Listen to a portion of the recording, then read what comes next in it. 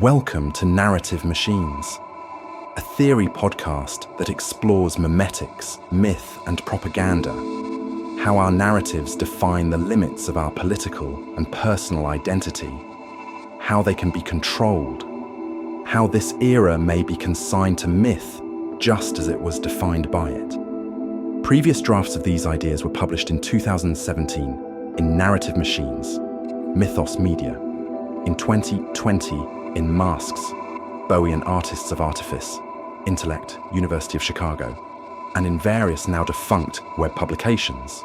It is presented here in audio format for the first time with additional reflections and editorial. For more of the author's work in various mediums and formats, visit jamescurcio.com. You can also find more podcasts and articles about RPGs and collective storytelling at modernmythology.net. Episode 5, Eccentric and Quite Mad. Bowie's occult art and the enigma of the monster. Art is an act. This has two contradictory meanings, but in this case, they are unified.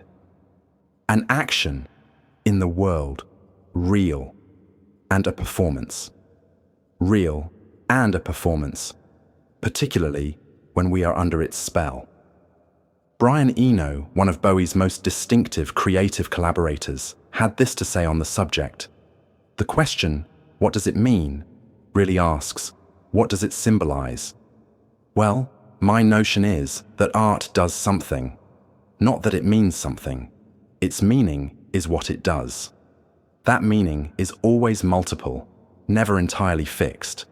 The crux of this quote lies at the heart of one of Bowie's chief artistic obsessions, the mutual antipathy and dependence between artifice and authenticity, possibly the most rudimentary form of the mask as a metaphor.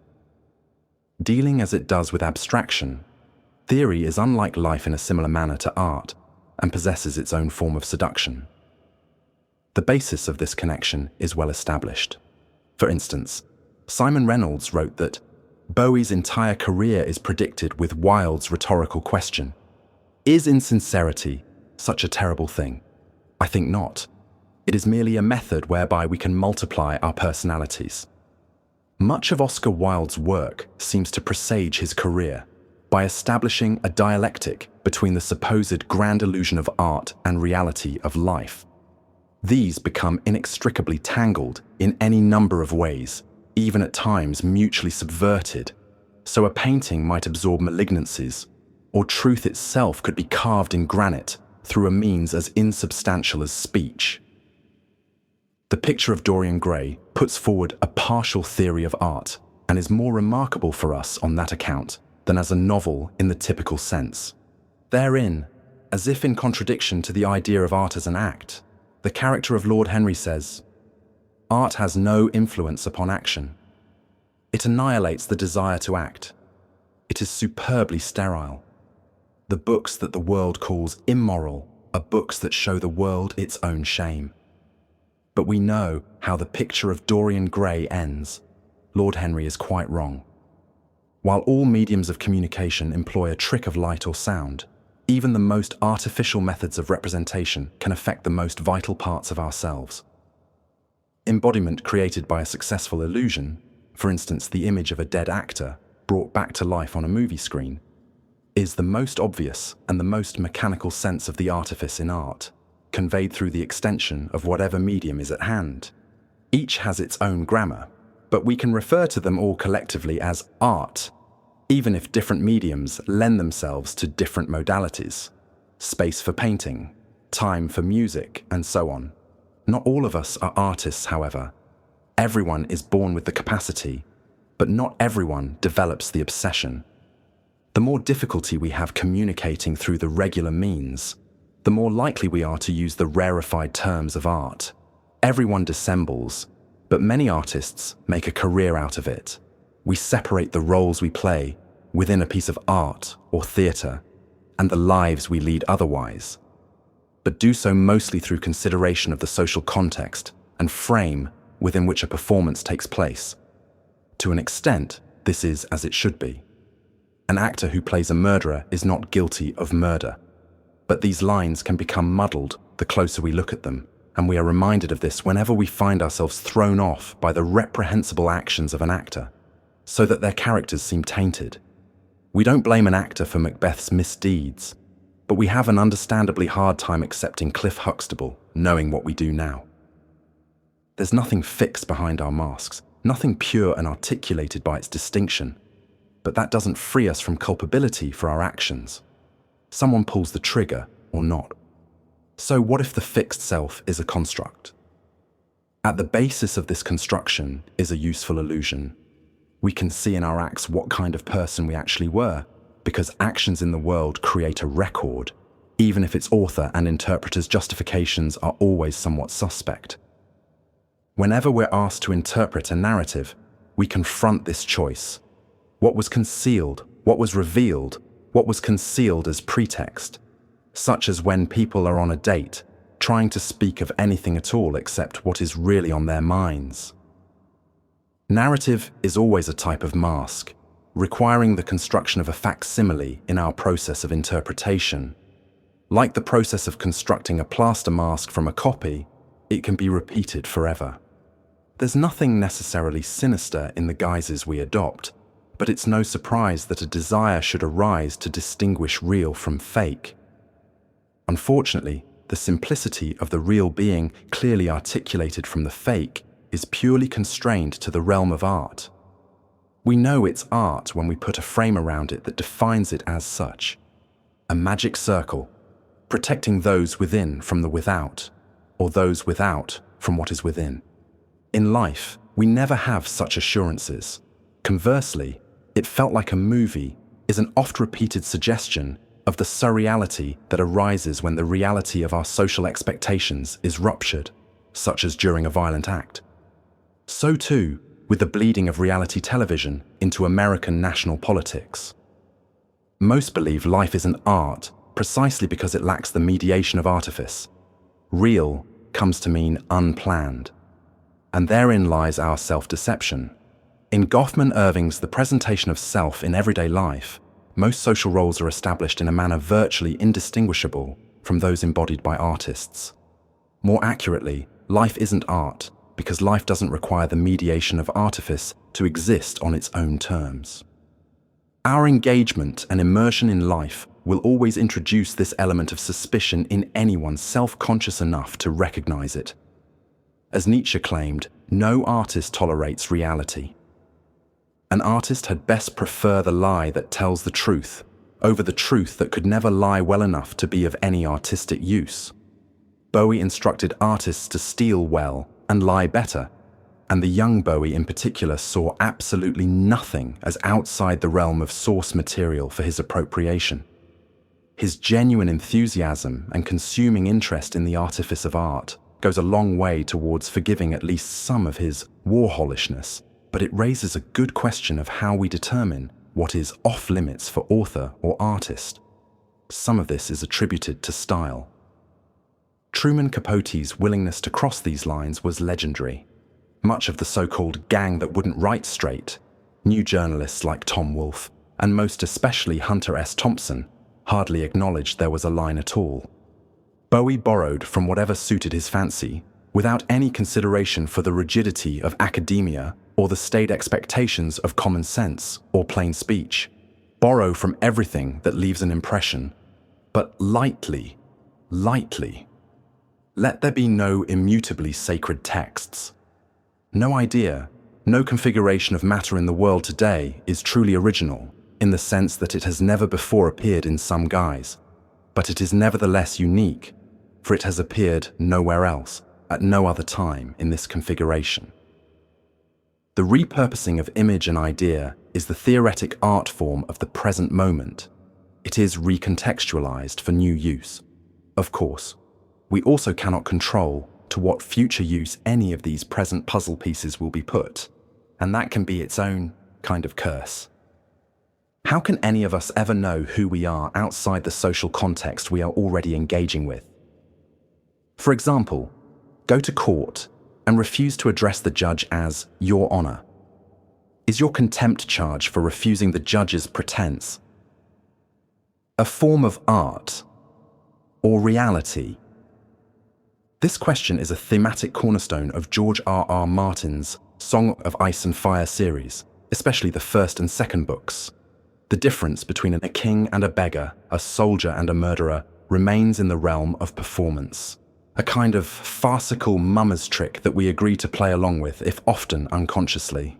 Despite being a fantasy, this theme is essentially true to life. The reality of these fictions is established through history. This is the cycle of reification, even if only through the myths that codify our societies, and the way history recapitulates itself in the present, through the assumptions we have built through growing up in a society based on those narratives. The following wry passage in Baudrillard's Simulacra and Simulation paints a fine point on this almost thaumaturgic power of performance, although it should be taken as a sort of thought experiment rather than a universal. Simulation is infinitely more dangerous because it always leaves open to supposition that, above and beyond its object, law and order themselves might be nothing but simulation. Simulate a robbery in a large store. How to persuade security that it is a simulated robbery? There is no objective difference. The gestures, the signs are the same as for a real robbery. The signs do not lean to one side or another. To the established order, they are always of the order of the real. Organize a fake hold-up. Verify that your weapons are harmless and take the most trustworthy hostage, so that no human life will be in danger, or one lapses into the criminal. Demand a ransom and make it so that the operation creates as much commotion as possible. In short, remain close to the truth in order to test the reaction of the apparatus to a perfect simulacrum. You won't be able to do it. The network of artificial signs will become inextricably mixed up with real elements. A policeman will really fire on sight. A client of the bank will faint and die of a heart attack. One will actually pay you the phony ransom. In short, you will immediately find yourself once again, without wishing it, in the real, one of whose functions is precisely to devour any attempt at simulation, to reduce everything to the real. That is, to the established order itself, well before institutions and justice come into play. A policeman seems distinct from someone merely playing at being a policeman, though it should be evident that the only difference lies in our social constructs. Certainly, there are institutional codes of conduct, but these amount to nothing more than a structure of agreement about those beliefs, which never plays out quite to spec in the real world. Art is both a form of play and dead serious. The same might be said of our lives and deaths. It all becomes a matter of perspective and of framing. Hardly anyone would consider a policeman or a judge an artist, but the role is established in more or less the same way. Symbols and manner of behavior, which are imbued with social significance. We can't unearth hard and fast dichotomies without playing artist with the truth. We may believe in a mask, precisely because of how we are centralized by it. And who is to say otherwise, really? There is no urtext of our true self that we can refer to for reference. This claim is provided within the context of Buddhism, and may pose some small part of Bowie's nearly career-long interest, his persistent sense that the self is transient, the thinnest of membranes masking a profound emptiness. We've turned anatta into a general maxim, no self, an insight backed up by recent research in cognitive science. Even authenticity can be a form of affectation.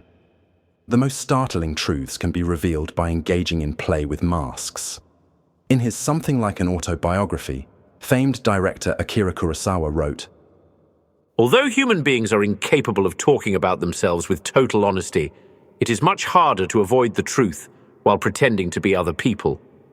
They often reveal much about themselves in a very straightforward way. There's nothing that says more about its creator than the work itself." Art is a pretense nearly by definition. High art often draws a line between itself and the so-called reality, precisely by calling that line into question, into making fun of itself, or employing ironic distance to the extent of self-abnegation. Ironic distance only defends us so much, as Oscar Wilde himself discovered, and we may wonder at the austere aesthetic purity claimed by Vladimir Nabokov, echoing that old rallying cry, art for art's sake. All such claims can be placed beside equally true contradictions. At best, this may intend to trick us into recognizing not only the reality of art, but also the reality of our immanent experience. It can transform us if we happen to catch just the right work of art at just the right moment in our lives. If not, it makes most people back away.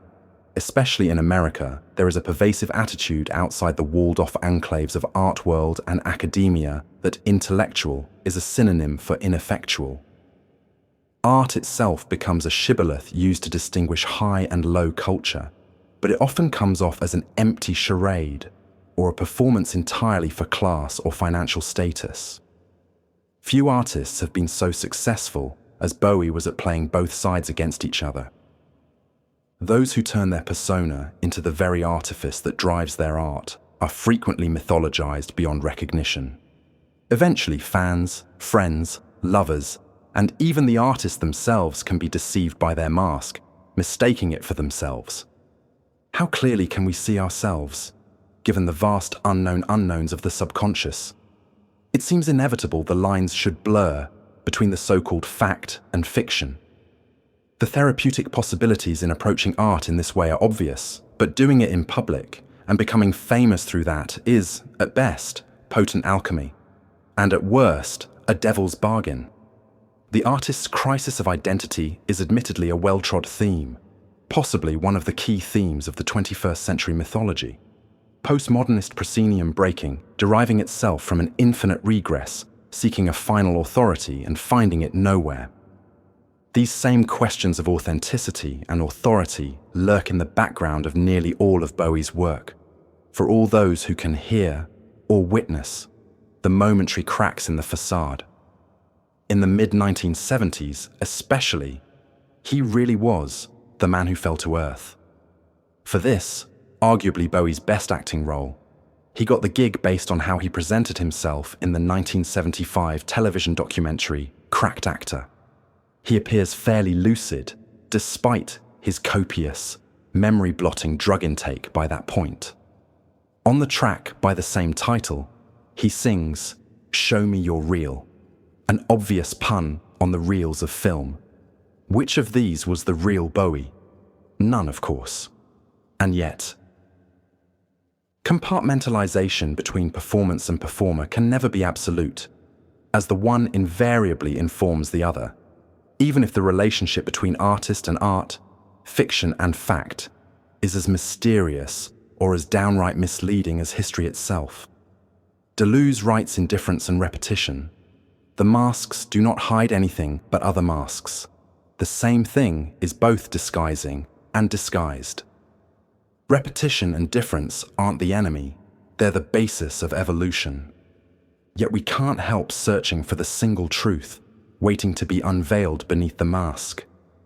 Like the old woman in the story who described the world as resting on a rock, and then explained that rock to be supported by another rock, and finally, when pushed with questions, said it was rocks all the way down.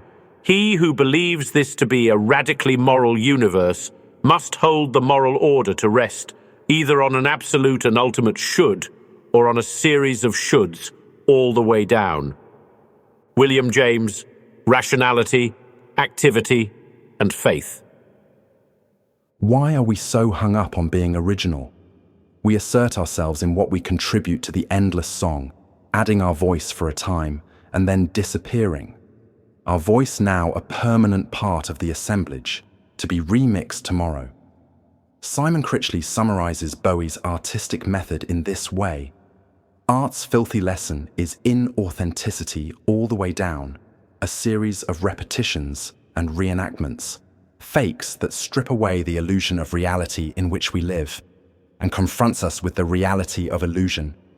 True originality would be a form of madness. Ziggy, arguably Bowie's premier character, had been constructed instinctively, collage and pastiche style, out of the fantasies he could lift from the counterculture among other frequently cited pieces, Nietzsche's Übermensch and Dionysus, Jesus Christ, and aliens. This fusion amalgamated into an ever-present archetype of the charismatic rock star turned cult leader. According to Chris O'Leary in his book Rebel Rebel, a case of mistaken identity would be the initial basis of this career-defining character. At a Velvet Underground gig, Bowie mistook Doug Yule for Lou Reed, and upon realizing the switch-up, considered that he'd enjoyed meeting the fake Reed as much as he would have the real one. Still searching for the superstar status that had thus far eluded him, Bowie began to wonder if the power of celebrity might even be conferred by accident. But the real power of Ziggy Stardust resided not in this concept, which is admittedly somewhat threadbare, not even in the music, but in the participatory nature of performance. Nietzsche wrote that, Greek tragedy in its earliest form had for its sole theme the suffering of Dionysus, and for a long time the only stage hero was Dionysus himself. Until Euripides, Dionysus never ceased to be the tragic hero. All the celebrated figures of the Greek stage, Prometheus, Oedipus, etc., are mere masks of this original hero, Dionysus. Behind all these masks, there is a deity that is one essential reason for the typical ideality of these famous figures which has caused so much astonishment. The birth of tragedy, Nietzsche. The same might be said of Ziggy. But the seed idea isn't just an explicit extension of the Ziggy mythos. It was a recurring theme, a form of irony and nihilism that was in the air in the 1970s as the counterculture failed to live up to its ideals. The Young Americans' track Somebody Up There Likes Me was a sketch along these lines, as Chris O'Leary details, inspired in part by The Immortal, a novel about an ambitious, amoral method actor who dies young and creates a death cult. Somewhat similarly, The Wall, Pink Floyd's epic disco dystopian concept album and movie by the same name, deals with the psychology of authoritarianism and cult of personality around a rock star. In the real world, this trope played out many times, from the Manson family to Jim Jones, and later, Scientology, the Heaven's Gate cult, and so on. As René Girard points out in Violence and the Sacred, Dionysus isn't the good guy. As he puts it, only the quixotic masochism of our own age, the result of a long immunity to the violence that threatens primitive societies, allows us to see anything attractive in the Dionysus of the Bacchae. And if he later appears as the god of wine, that is probably a more sedate version of his original designation as the god of homicidal fury. Dionysus serves to expose what is true, but repressed. In any Freudian reading, such as Girard's, this libidinal energy is violent and dangerous. Jung was more sunny in his interpretation, as with the countercultures that were to follow in his spiritualist footsteps. Within the context of the 1960s and subsequent countercultural movements, in which Jungian ideas show considerable popularity, Dionysus, Lilith, and even Lucifer himself all became soldiers for the oppressed, the underdog, the individual. Bowie rightly intuited that Dionysus, specifically the Dionysus of the Bacchae, was the archetypal mold of a rock star. At least in regard to the squares, a rock star is some kind of monster. Who could be more square than Pentheus? He is the man. Eventually, the so-called pretender's work finds itself in the canon of important works of art, and the folk devil becomes the icon of rebellion, celebrated for sticking it to the man. Musician David Bowie recalled that, in the 1960s, nobody thought I would be successful because I was too avant-garde. Today, Bowie is a British national treasure. Pretentiousness. Why it matters, Fox. Is it the media that induce fascination in the masses, or is it the masses who direct the media in this spectacle? Baudrillard asks in Simulacra and Simulation. He was referring to the media, but it remains equally relevant to our inquiry. If we can collectively share a meaningful relationship with a fiction such as Ziggy, from where does that fascination derive? Where does the myth live, Every artist with a measure of mainstream success has to wrestle with the sheer force of fame, their personal likeness turned into an archetype in the minds of millions. In Jung's sense, an archetype pre-exists this association. Whatever Ziggy tapped into already exists in our psyche, somewhat analogous to a butterfly that has evolved a specific proboscis in accordance to the shape of an orchid that grows nearby.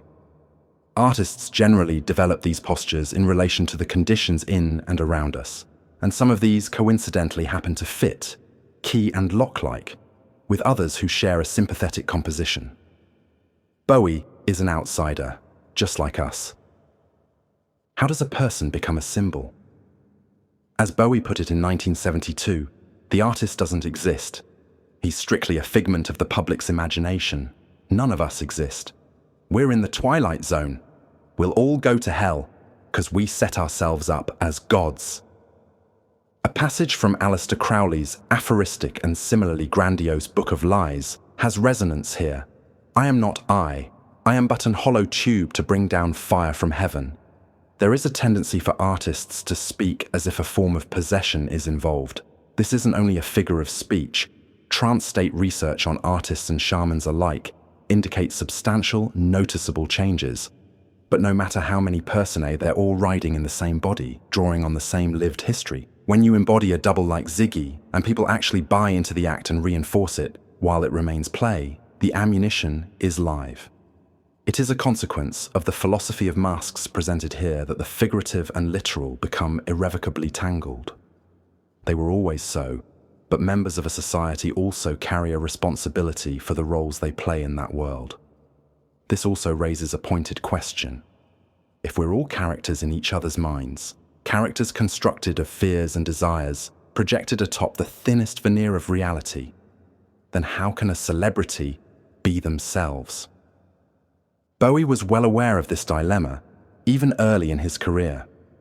In 1968, Bowie wrote The Mirror, a song for Piero in turquoise, and a year later, in Love You Till Tuesday, a self-promotional talent showcase, a short entitled The Mask, appears as an interstitial. Bowie can be seen performing his mime routine in white face paint, but it is surprisingly striking in retrospect. Simon Reynolds concludes, "The Mask is an astonishingly self-aware preview of the cost of stardom and the psychological dislocation caused by having a public image. Not that rehearsing the process did anything to deflect Bowie from ardently pursuing his destiny." When Ziggy came to America in the form of Aladdin Sane, Bowie focused even more on this theme. The following year, Bowie's surprise hit Fame captured the strutting claustrophobia of being strapped into this ride that's become bigger than you are. Get big enough, and a new generation of actors can compete for the chance to play you in the Hollywood biopic. Fame is sustained by inhumanity. No one is ready for it, even if they hunger for it. It can be an utterly alienating experience. The public thinks they know you. They think they want to know you, and you're stuck in the role they've cast you in. Those who become famous must face a paradoxical form of loneliness. All our internal lives, which feel most intimately real to us, are least real to everyone else. A star is known to all as a facsimile of themselves. The more that myth grows, the more it eclipses that person, for the public, even sometimes for the artist. According to Reynolds, glam idols like Bowie espouse the notion that the figure who appeared on stage or on record wasn't a real person, but a constructed persona, one that didn't necessarily have any correlation with the performer's actual self. An artist must become intimately familiar with their mask, or at any rate, the one they wear when they're playing themselves in public. This is the counterweight against Maskenfreiheit, the freedom in wearing masks an artist may experience while on stage. The concept of kayfabe, familiar to most wrestling aficionados, is a 24/7 factor in the lives of many celebrities. Nick Rogers explains in a 2017 New York Times op-ed, For at least 50 years, kayfabe has referred to the unspoken contract between wrestlers and spectators. We'll present you something clearly fake under the insistence that it's real, and you will experience genuine emotion. Neither party acknowledges the bargain, or else the magic is ruined. The artifice is not only understood, but appreciated. The performer cares enough about the viewer's emotions to want to influence them. Kayfabe isn't about factual verifiability, it's about emotional fidelity. The relationship of kayfabe, camp, and irony is difficult to map out in any precise terms, but they surely all play significant roles in the social phenomenon of Bowie, as well as most of the social and artistic movements Bowie appropriated his inspiration from. Most of us understand the Bowie we know is a construct, but our relationship remains authentic. Nevertheless, as it turned out, the transformation of some bloke from Brixton into a rock god wasn't really that out there after all. By the time he reached Los Angeles several years after Ziggy, Bowie's study of the occult became more overt, and he turned further inward. He stated that his overriding interest during this period was in Kabbalah and Crowleyism. More recently, he said in 1995, "I've been interested in the Gnostics." In truth, a Gnostic current runs through much of his work before and since, arising from the idea that we are utterly changeable in our inner nature, that there is only a costume, and this too can be changed. The popular take on Aleister Crowley is that he was a charlatan or con man, but he was very post-modern in his sensibility about the power of image, a first-rate troll in the modern sense of the word, recognizing the function of outrage to disseminate that image. In today's world, he might have made a killing as an advertising exec or political consultant. There are many levels he appealed to Bowie on, though overall, Bowie seemed to maintain a form of ambivalence or even indifference in regard to Crowley. Nevertheless, Crowley's anecdote about the true nature of magic in Magic Book 4 is especially instructive in regard to Bowie's work and may present the only sense in which he was ever truly immersed in Crowley's uniform of imagery. There is a story of the American in the train who saw another American carrying a basket of unusual shape. His curiosity mastered him, and he leant across and said, "Say, stranger, what you got in that bag?" The other, lantern-jawed and taciturn, replied, "Mongoose." The first man was rather baffled, as he had never heard of a mongoose. After a pause, he pursued, at the risk of a rebuff, "But say, what is a mongoose?" "Mongoose eats snakes," replied the other. This was another poser, but he pursued, "What in hell do you want a mongoose for?" "Well, you see," said the second man, "my brother sees snakes." The first man was more puzzled than ever, but after a long think, he continued rather pathetically, "But say, them ain't real snakes." "Sure," said the man with the basket, "but this mongoose ain't real either." Book 4, Crowley. The occult lyrics to Bowie's oft-cited Quicksand seem to otherwise be a bit of a put-on, as by the turn of the century, the surrealist approach to occultism was more akin to Bowie's creative output than Crowley's brand. A formalized Victorian mishmash of Orientalism and Golden Dawn doctrine. These themes appear alternately in songs and interviews going back as far as The Man Who Sold the World. Bowie's interest corresponded more directly with the more recent counterculture occult revival. Despite Bowie's reputation for always being ahead of the curve, he was in fact commenting on a movement that was already dying out. The prior revival began in the fin de siècle, to some degree influenced by Crowley, along with Eliphas Levi, one of his primary sources, and Dion Fortune, one of Bowie's. As discussed in episode 2, occult revivals are all modern, 1875 to present, countercultural events, which is to say, they appear as a counterbalance against fears of the dehumanizing effects of industry, science, and logic, and the transformation of the sacred into the profane. Surrealism might be considered under the same broad umbrella. Much of what was being rediscovered was created through the loose interpretation of a surprisingly diverse range of esoteric sources. Surrealism presented an alternate expression of similar impulses, a means of re-engaging with the primal forces of the unconscious. In the years to follow, Bowie maintained a posture of surrealist occultism that blended seamlessly with the Warholian sense of commodity in art. Deification of commodity as a means of revolutionizing it, expressing itself in Bowie's simultaneous embrace of pop culture and the avant-garde, and the idea of the magical power conveyed by the mesmerizing effects of media. In The Conspiracy of Art, Baudrillard writes that the work of art joins fashion, advertising, the fantasy of the code, the work of art sparking in its banality, its mobility, irreferential effects, hazards and vertigo. A pure object of marvelous commutability, because with all causes gone, all effects are possible and virtually equivalent.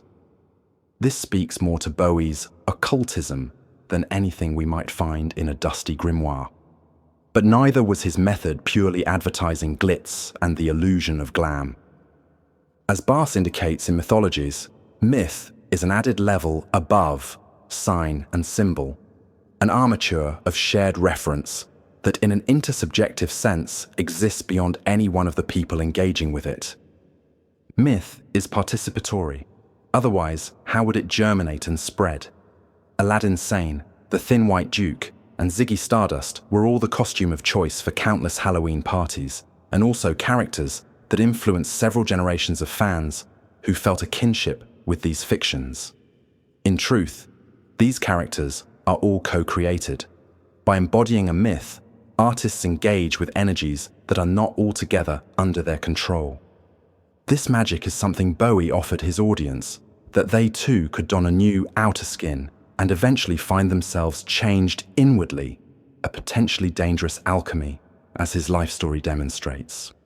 One is reminded of the Sorcerer's Apprentice, Goethe's famous poem, which reappears in Disney's Fantasia, among other places. In it, the apprentice calls up the forces to animate brooms to clean for him, but they quickly move beyond his control. In the case of Charles Chester Ward, H.P. Lovecraft wrote what might serve as a potent aphorism in this context. Never call up what you cannot put down. Take off a mask, and a child may laugh. But if the face revealed beneath is another mask, it turns to shrieks of terror. Sacred clowns are often not very funny. Our feelings about the line between the sacred and the profane is challenged by border play, by the liminality of the transition between opposites. And so, we might recognize artists that exemplify this precisely by their ability to arouse this particular disquiet, a sort of neurosis that lies in the back of our minds. This is like an occult version of deconstruction, which itself combines the constructed and the destructured in an ambiguous balance. Derrida's work takes pleasure and power from the in-between, and from terms and concepts that undermine binary oppositions. But in delving into this realm, the Thin White Duke was increasingly showing the fraying seams of Bowie's connection with reality. His aristocratic leanings, his metaphysical desire to return to the source, the various conflicting fragments of lyric and interview where the character came to be, all of these can be read as an escape on his part into himself. Indeed, he had become nearly an utter recluse at that stage in his career. Art can be a form of force, in the same sense that it is an act. Along these lines, we would do well to remember the basis of Nazi attacks on modernist art as degenerate. This idea was sold on aesthetic grounds, at least on its face. The persecution of Jews was promoted atop the message that degenerate abstract philosophy, cultural criticism, and modernist art were a direct attack on German ideals of beauty, virtue, and tradition. The Nazis hated the Weimar decadence, and it was only a step further to pin this to an entirely mythological racial character. Before the books were burned in May 1933, Goebbels said, "The age of extreme Jewish intellectualism has now ended, and the success of the German Revolution has again given the right of way to the German spirit." Should we doubt the power and value of art, we need only look to how quickly it is controlled under authoritarian or fascist rule. Change the images we valorize, and in short order, you change the people. Through the cultural force of this mass image, as means to collectivize and motivate, by and through an aesthetic mythology, We are all reconstructions of image and myth. For all of that, as J.F. Martel discusses in his book Reclaiming Art in the Age of Artifice, in the time since the Second World War, the social value of art has been eroded, that vacuum increasingly occupied by propagandic entertainment, or not at all. Benjamin's observation is equally well taken. The logical outcome of fascism is an aestheticizing of political life. The Nazis lost, but capitalism didn't. The conditions for fascist aesthetics to serve as propaganda as well as parody already exist. An attention economy is perfectly suited to the marketing strategy of opportunist, vulgar nihilism. You need believe in nothing, save the dollar and the image. We see what's happened within the context of the so-called alt-right. Criticism, analogy and metaphor are insufficient tools for combating neo-fascism.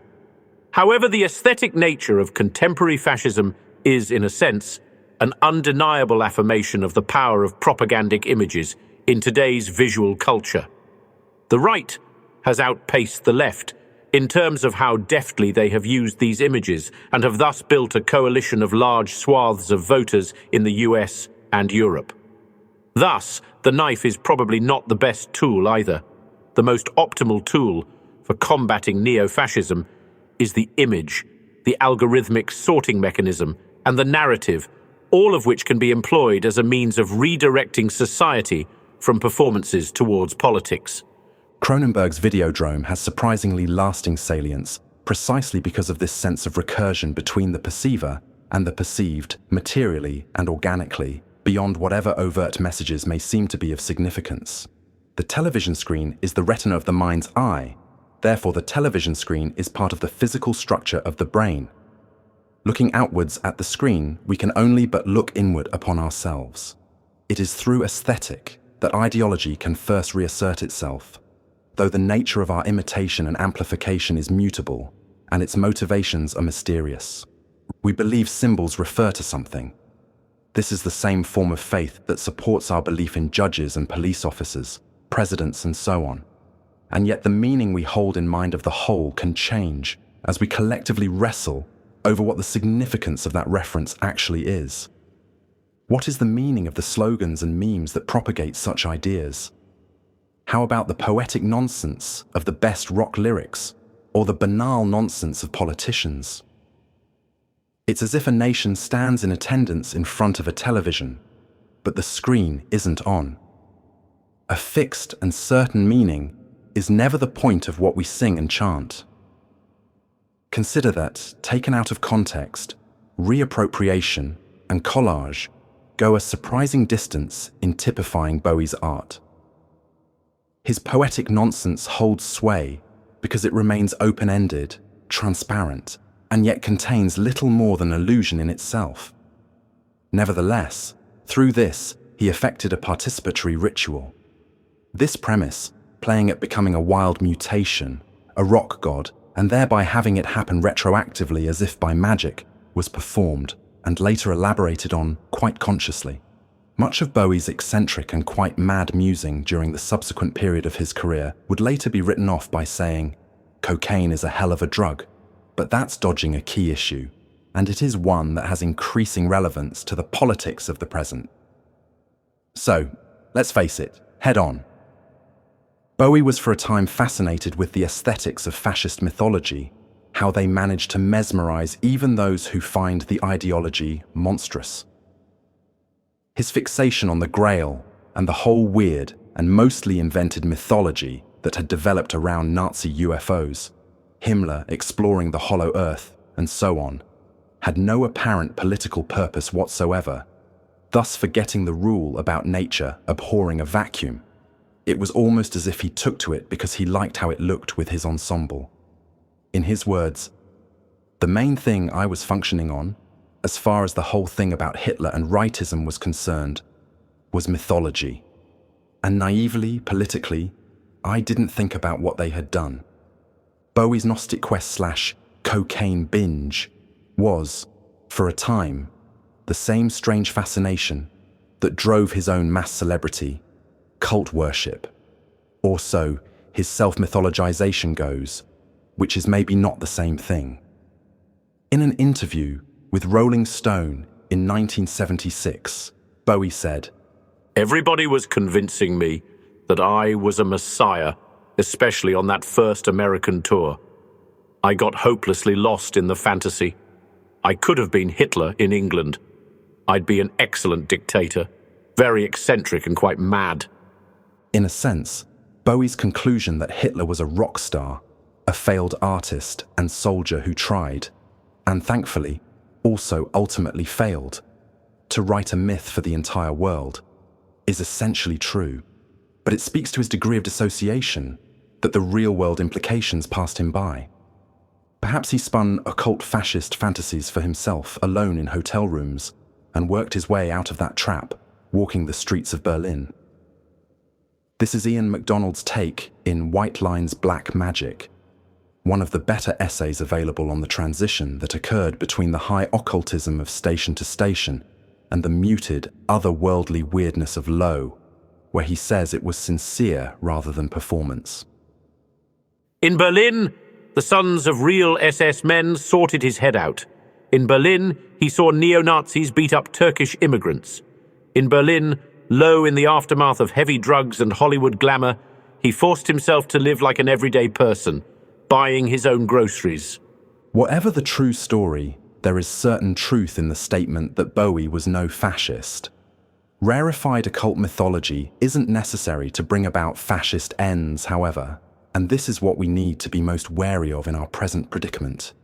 The fascination of mass aesthetics emanates from a corner both far more visceral and less obscure than the synergistic cocaine fantasies of rock stars. The real and performance are often inextricably intertwined, although rarely in the most obvious ways. The inevitable ambiguity and fascination of the image can take many guises and can serve a multiplicity of ideological ends. The ascendancy of Donald Trump, a brand far more than a human being, is ample demonstration of this effect. Again, fascism begins like an art movement gone horribly wrong. The form of nihilism that arises in crumbling empires may turn out to be no less virulent. For beauty is nothing but the beginning of terror, which we are barely able to endure, and it amazes us so because it serenely disdains to destroy us. Every angel is terrible. Rilke. There's a reason we are so fascinated by monsters. They break the frame of our world or seek to write a new one by force. Ultimately, that ambiguity seeks some kind of resolution in the real. Even nihilistic irony and the aesthetic of fascism, as performed by Bowie, or for that matter, Laibach or Rammstein or Death in June, or could theoretically further any end goal, serving as vanguard for any potential ethic. Yet, that same fascination runs through many horror or Nazi movies. We might consider Inglourious Bastards or 300 as a call for critical engagement with cinema, and our own complicity in fascist ideas. Riefenstahl's Triumph of the Will was a form of argument, but not via syllogism. In 1975, Susan Sontag wrote Fascinating Fascism, a momentous essay dealing with the then-recent release of a book of Riefenstahl's photography. This begins by exploring the whitewashing done both by Riefenstahl and those who have sought to remark at her work. One of the most incisive lines of inquiry deals with how Triumph of the Will is ostensibly not propaganda because it lacks a narrative voice. It is cinema verite. Not a single scene is staged, Riefenstahl said. Everything is genuine, and there is no tendentious commentary for the simple reason that there is no commentary at all. It is history, pure history. Sontag goes on to observe that the triumph of the will represents an already achieved and radical transformation of reality. History become theatre. The document, the image, is no longer simply the record of reality. Reality has been constructed to serve the image. As the argument for the moralistic evaluation of art at face value goes, first an artist may ironically attack social conventions as every artist should. Next thing you know, the fans have started an ultra-nationalist private militia, or they're showing up with Nazi swastikas on their jackets, as was common throughout the punk scene in the 1970s. maybe they should all be kicked out of the Republic, after all. This paradox is implied in Nietzsche's Transformations of the Spirit in Thus Spake Zarathustra. Only when we act outside the sphere of social convention, as a wheel rolling out of its own center, can we speak of ethics that are other than an aesthetic shell game. There is an equally strong tendency for those moved by this passage to forget the transformations which must precede it. Ethics aren't irrelevant, but neither are they self-supporting. They fall under our responsibility to uphold. The center of that wheel is in ourselves, not society or natural law, and we can count on neither to set things right of their own accord. There remains an open question as to what ideological effects our fascination otherwise renders. Taboo politics and postures remain a performance too, despite their inevitable re-entry into the real. The adoption of what Slavoj Žižek describes in The Pervert's Guide to Cinema as the libidinal power of fascism on the part of acts like Rammstein or Bowie do not, in themselves, a fascist make. One can be drawn by the taboo or the carnival spectacle of libidinal power and cannot have it resolved into death camps, same as we shouldn't expect horror fans to take up a meat cleaver. There should always be a space for transgression in art, but it should be specifically placed within the context of art as an exorcism, a form of banishment. We leave room for cruelty in art so that we might exorcise it from our lives. This demands actual engagement. It can't be done by rote. Our only alternative is to be consumed by the real monsters we create from our fantasies. Nabokov once said, "Some of my characters are, no doubt, pretty beastly, but I really don't care. They are outside my inner self like the mournful monsters of a cathedral facade. Demons placed there merely to show that they have been booted out." This wasn't a stage that Bowie could set until the mid-1990s, as we have already seen. For the artist, the lesson here is clear. Always be banishing. Don't make idols out of discarded masks. But when it comes to audiences, who cannot just telepathically ascertain artists' intentions, the matter is more murky.